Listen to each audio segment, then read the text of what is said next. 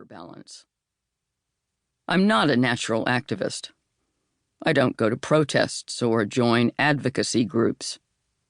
Yet in the last several years, holding the line on a range of issues has achieved a sense of urgency in standing up to the illiberalism that has gripped so many Western institutions during the last decade.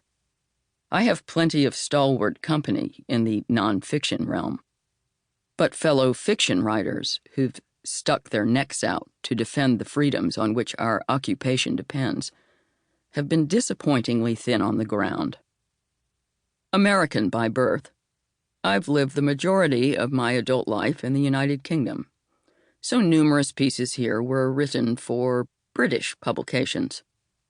I've regularized the spelling, American, but I've retained any number of British expressions and locutions, in future, in hospital, as over the years they become my expressions and locutions.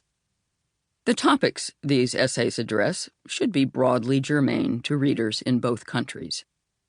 While most of this collection was previously published, readers would have considerable difficulty locating these 35 best-of essays in the morass of nearly 1 million Google hits on my name.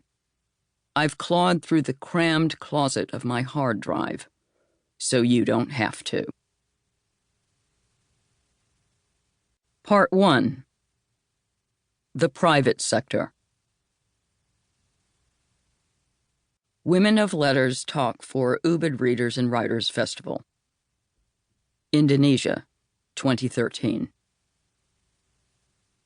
Dear Lionel, I bet you're surprised to hear from me, but I'm at a literary festival in Bali.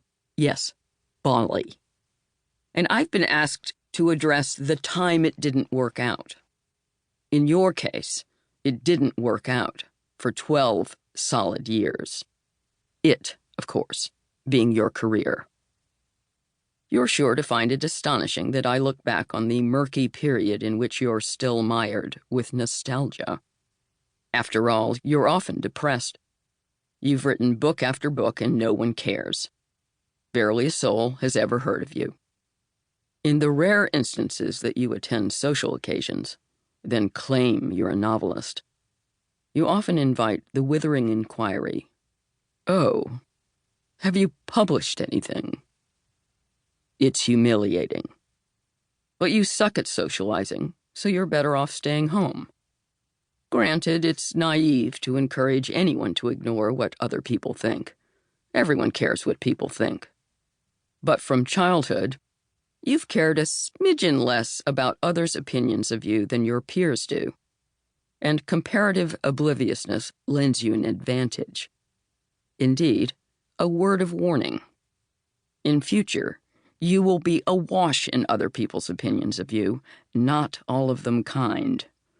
And even the fawning variety will become a curse.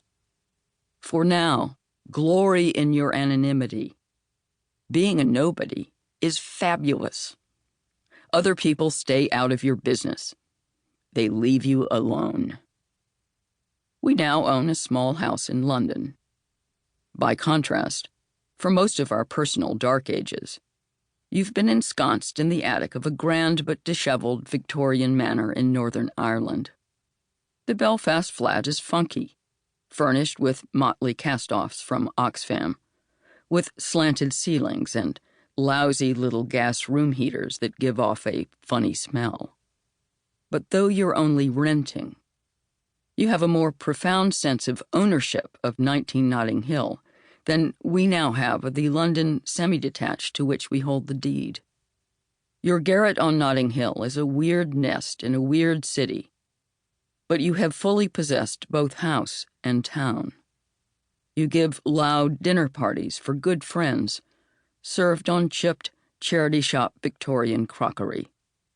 Mornings, you close your study door, switch on the reeking gas fire, draw the drapes, and pull up a chair to your tiny Toshiba laptop, to crawl into your own little world within your own little world. You realize that we still have dreams about Notting Hill? Because it was deeply our house.